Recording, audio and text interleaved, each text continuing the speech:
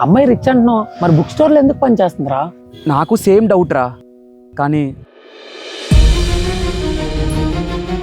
Excuse me,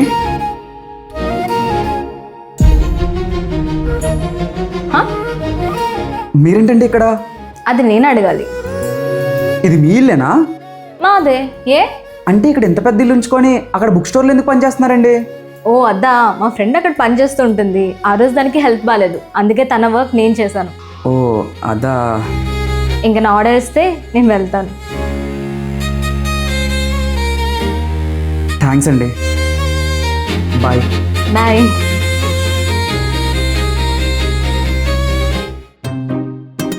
అంత డబ్బుండి కూడా ఫ్రెండ్కి బాగాలేదని ఒక్క రీజన్తో బుక్ స్టోర్లో పనిచేసింది చూడరా, అక్కడే అర్థమవుతుంది తన మనసుకి ఇచ్చే వాల్యూ ఏంటో అని.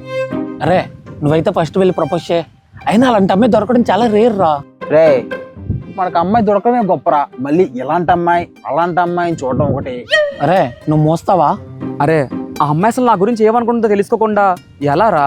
రే ఫస్ట్ నీ ఒపీనియన్ చెప్పురా, దాన్ని బట్టి అమ్మాయి రియాక్షన్ ఏంటి అర్థమైపోతుంది. అంతేరా, ఓకే అందనుకో హ్యాపీ, లేదనుకో లైట్ తీసుకో, అంతేగాని చెప్తే బాగుండు అనే ఫీలింగ్లో మాత్రం ఉండకరా. సరేరా.